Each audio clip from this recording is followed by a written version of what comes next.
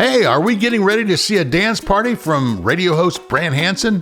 Why not? He has no worries. It's not just a thing that you can just throw a switch and go, hey, this year, my New Year's resolution, I'm never going to be worried again. What you want to do is become a different sort of person from the inside out.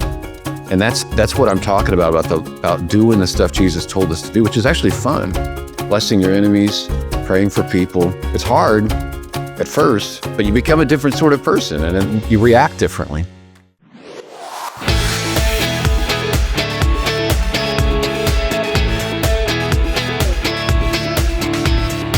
And this is CIA, Contagious Influencers of America. I'm David Sams. Today I have best-selling author and award-winning syndicated radio host BRANT HANSEN with me. He's been named Personality of the Year multiple times by the Christian music broadcasters and is an advocate for providing life-changing surgery to children worldwide through Cure International. But today we're talking about his book, Life is Hard, God is Good, So Let's Dance. It's all about joy in living at peace, which couldn't come at a better time. So let's get to my interview with BRANT HANSEN.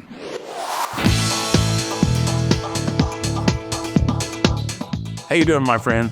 I'm great, man. I'm a grandpa now. I'm enjoying the heck out of that. Oh my goodness! Is Yeah. that why you wrote the book on joy? Didn't hurt. I would ask you how did that happen, but I think I know. Yeah. Well, the main process for me was just getting old. But it's true. Somebody told me, you love your kids so much, you would kill for your kids, but you love your grandkids so much, you'd kill your kids. And I feel like that's pretty accurate. I just realized you have a fake bookshelf behind you. Yeah. Oh, yeah, totally. I have a curtain. It hides the trash cans back here. Like there's trash and stuff. I get every video I have. I always hit the curtain to show that it's fake. But yeah, well, let me move over here so it's not a distraction of whatever. But there. Are you still doing your show above your garage? Yeah, that's where I am right now. Yeah, Isn't that fun? it's so fun. Yeah, it's the perfect. Yeah. You see, I graduated to the theater, man. That's cool. Where are you? And by the way, I want to prove that it's real. It's not fake like the bookshelf.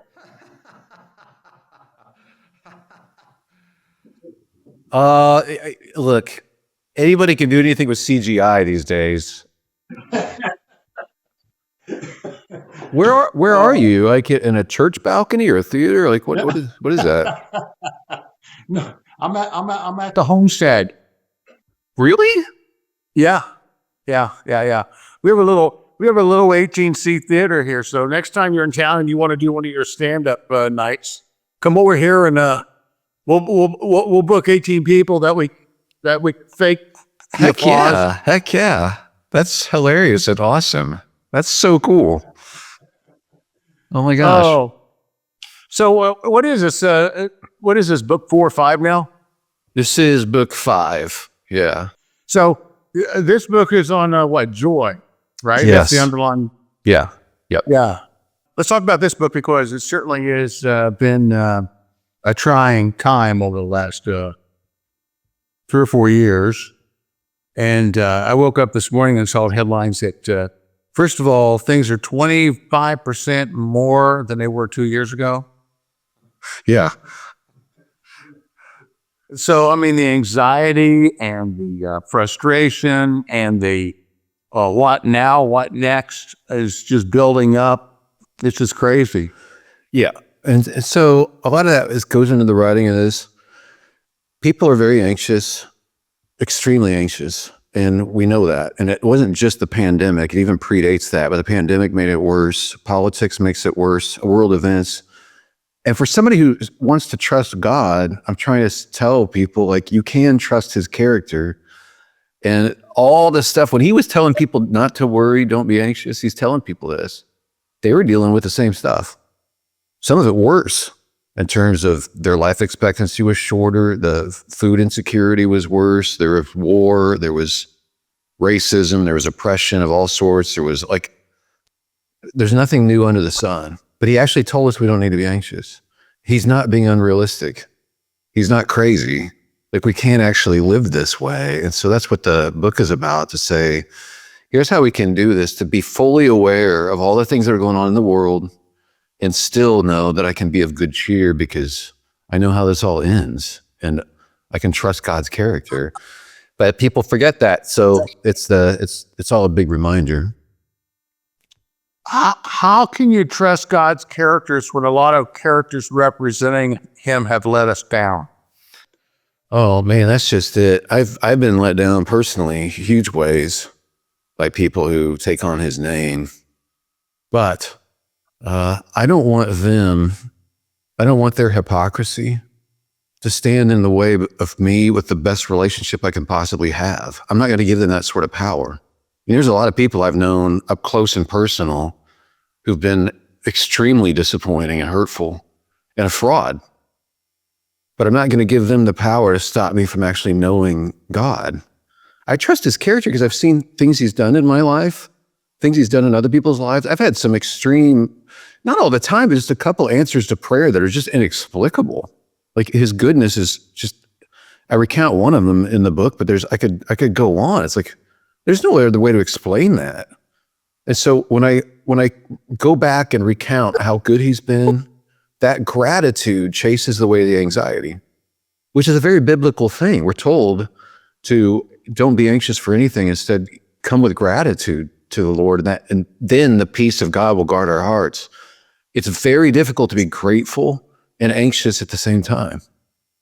Those two things don't work together.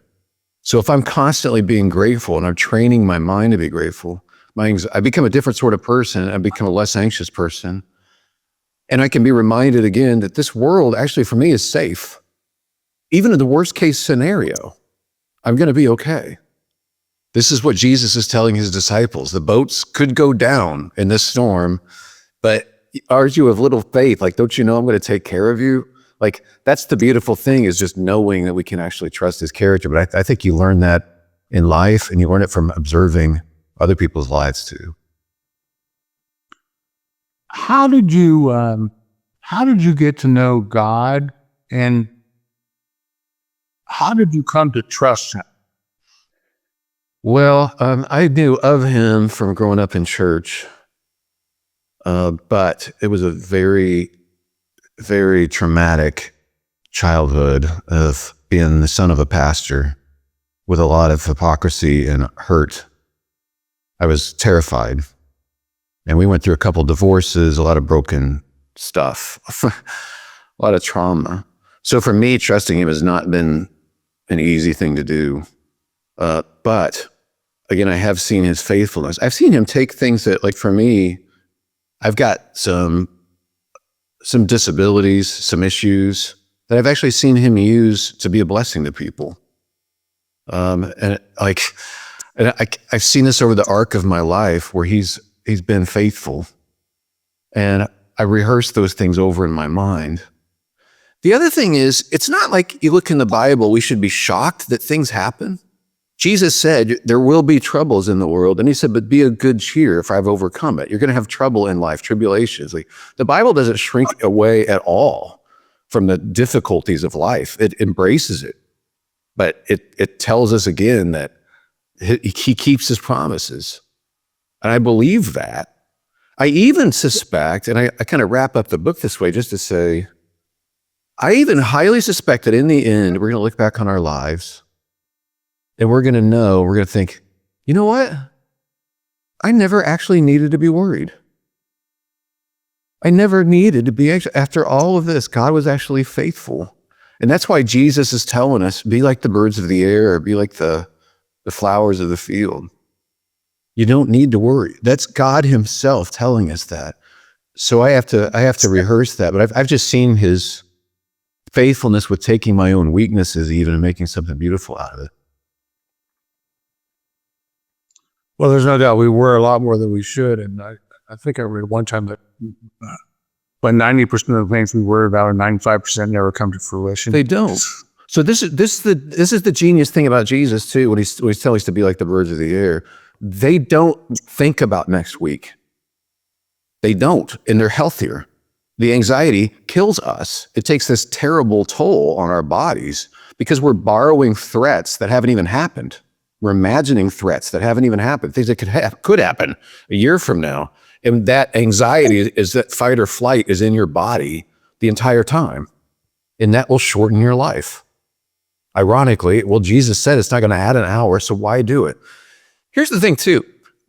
Like, I read Tim Ferriss's book called The 4-Hour Work Week. I don't know if you ever read that. It's like this managed time thing, but he's not coming at it from a believer's perspective, but it was so good.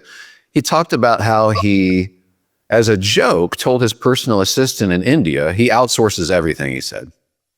So he has a personal assistant in India, and he was really worried about something one day, and as a joke, he told her, hey, could you worry about something for me today? Like on your list of to-dos? And she's like, okay, yeah, I'll worry about that for you. He said, I did it as a joke, but it worked. He's like, just knowing somebody else was out there worrying for me was helpful. And I'm thinking, it's repeated Old Testament, New Testament, to cast our cares and anxieties on God. It's literally outsourcing our worries to him. Let him handle it. Not only can he be concerned about it for us, but he can actually do things about it. But it's helpful just to have somebody else worrying about it. Imagine someone with the power to actually change things and just go, whatever this department is not my department. I will pass that along to him. And I think it's genius. And I know it works. I know it works. So when was the last time you worried about something? Oh man, that's a great question. Yesterday, my favorite sports team was down by 1 goal with like 5 minutes left. They actually won. You know what? That's a great question, and nothing is popping into mind. I guess when a family member's sick, you have that anxiety. But I do know that actually talking to God about it and replacing my anxious thoughts, that's the thing. We actually can take our thoughts captive.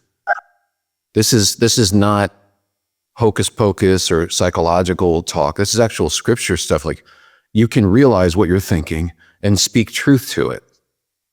Like, God's been good to me before. He keeps his promises. I'm going to be safe. He's going to take care of us. He's got the big picture. I don't. And then I'm going to think of things to be grateful for. But that's actually capturing my thoughts, my thought train, and redirecting it, which is why Paul's even saying, like in Philippians, he's saying, put your mind on things that are pure and lovely and admirable and true and noble and right and excellent and praiseworthy. And he says that in the context of anxiety. Like, you can speak to yourself. David in Psalms, it says, why are you so downcast, O my soul? Put your trust in God. You can actually talk to yourself. It's a good thing. It's not crazy. Lamentations. The guy's like, okay, Jerusalem's going to fall. Everything's falling apart. I can see it coming. Yet I call this to mind, he says, and I therefore I have hope. And then he talks about God's great love for us and how his mercies are new every morning. So he calls it to mind. You call this to mind, true things about how good God is, and you present that with thankfulness and watch your anxiety level go down, and you'll become a different person. You know, a lot of times you have to choose between something high quality or something that saves you money. But if you could get both, why not? Especially when it comes to healthcare, and that is MediShare. You get both. Many families save $500 a month with MediShare, and that's huge. But it's also true that people wind up way more satisfied too. The member satisfaction rate for MediShare is double that of the typical health insurance plan. Double. That's because MediShare works. It has for more than 30 years. It's a community of Christians who have shared more than $5 billion of each other's bills. People love having telehealth. They love the huge PPO network. So yeah, really, you can save a ton and like it better. Imagine being happy with how you're taking care of your health care. So if you're self-employed or part of the gig economy, or you just want a plan you're happy with, you can call right now and get a price in 2 minutes. Here's the number. Just call 833-32-BIBLE. That's 833-32-BIBLE. 833-32-BIBLE. We put so much pressure on ourselves now because of, for example, social media, and just put so much, just create so much angst. The peer pressure thing, how do I look in front of others,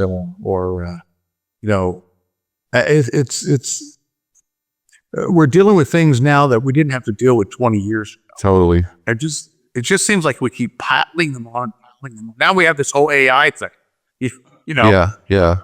Talking about peer pressure. Yeah. How do we manage all this? I mean, how do you manage it?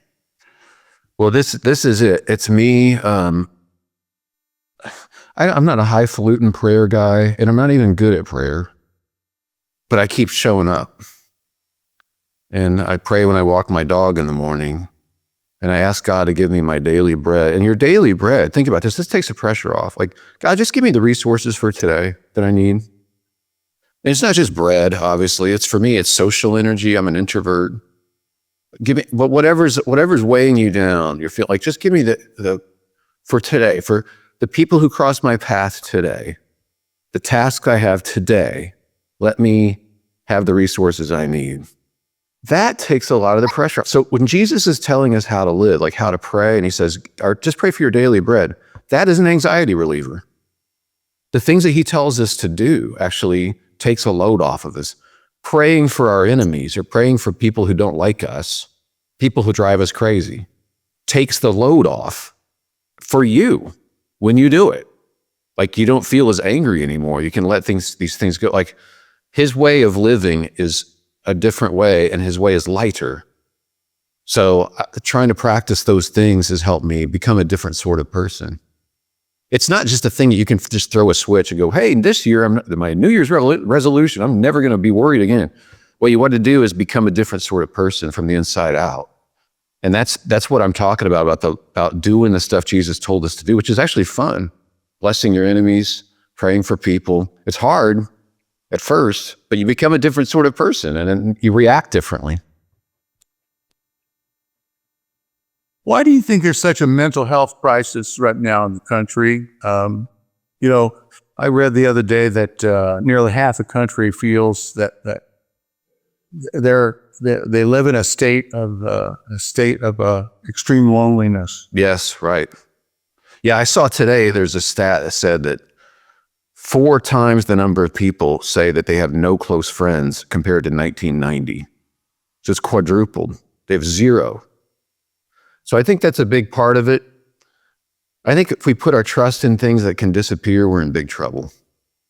Like, if you put all of your security, because you get your security from somewhere. I mean, you got to trust something. So you get your security from your job, and then you find out AI could replace it. Like, you get your security from or your whole value in life from your spouse, and then your marriage goes south, or someone dies, or your country. My country will always be here. Then you see, actually things are more tenuous than that. It cuts you to the core. Whereas if you actually are trusting something that can't be shaken, no matter what happens, I can have a sense of well-being. Even if I'm grieving. That's what joy actually is, by the way. It's a sense of well-being regardless of circumstances. Regardless of circumstances. Like, this is something that's really weird and countercultural, but it's beautiful, because if people associate that with Christianity, they'll have a better picture actually of what Christianity is, what following Jesus is. Like, we're the ones that are supposed to be so hopeful that people are like, why are you hopeful? They actually ask. So we're supposed to have a ready answer when people ask, because we're so weirdly hopeful, even if the world is completely chaotic and gone crazy. Like, we still have hope. That's who we're supposed to be. So you talk about writing this book in a more childlike way. What do you mean by that? Yeah, well, so it's funny. Let me put it this way. There's a real beauty in simplicity. And sometimes people think if you have a simple faith, it's because you're naive. You just don't know what's going on. The truth is, you could be completely informed and and still be joyful. Why? Because you know more, not less. You know more. You may be fully informed on all the world events, all the things that could cause stress. You're not naive about any of that stuff. But it's like what I tell people, it's like watching a game live.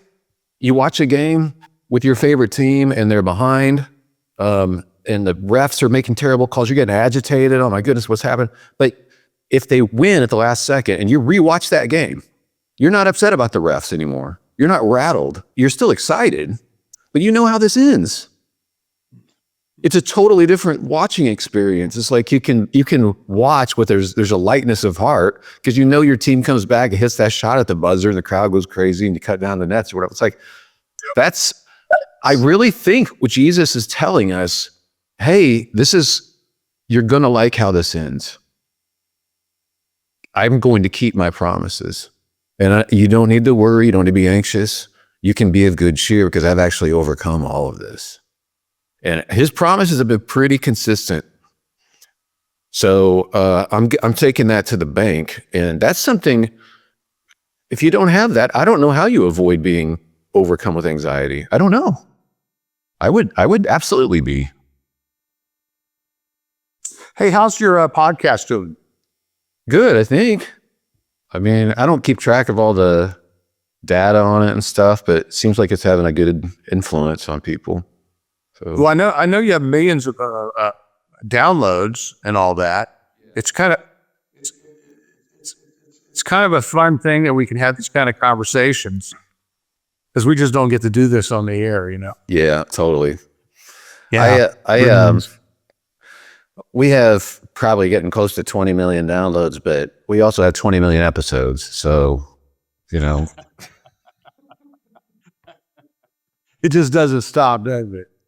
No, like this. I don't know what that means, but are you ready for enough? I'll be back down there. Maybe we can go to a game. Spring training starts couple months? Couple months. Yeah. Probably end of February. So yeah. Let me hang out with you guys again. That was so much fun. We'll hang out and share some peanuts. That would be excellent. I would love that. I'd love to get caught up with what you're doing with Keep the Faith and everything too. So yeah, absolutely. Well, you know, our big thing now is that we launched Mind Health Management, and you'll see it this weekend. You'll see it's on lovestories.com, but it's also going to be on KeepTheFaith.com. But we have our own VIP Therapy Plus management or membership suite. And we have over 30,000 therapists. Well, you know what? It's one thing, as you know, it's one thing to give people encouragement through songs and stories, but at the end of the day, you got to give them tools like you're doing with your books. Yeah.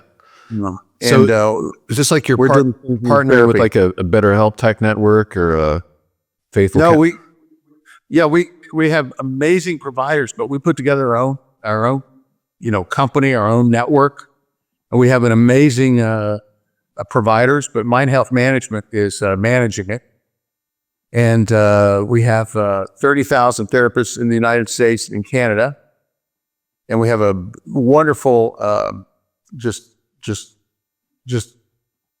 wonderful team. Fascinating. Yeah, what a great idea! It's taken a better part of a year to put it together. That's brilliant. I love that. Yeah, you know what? Because we're trying to eliminate some of that angst. We're trying to eliminate some of that stress that people have, and trying to give them real tools. Mm-hmm. Yeah, that's great. So you need to check it out. You need to check it out. Well, there's no shortage of needs for therapy. No, so, that's great. The other big thing is that we want to make it affordable. Yeah, yeah, right. That's the big thing. We want to. We're also offering it to companies, and the companies it's a whole other ballgame. But we want to make it a major benefit that everybody should have.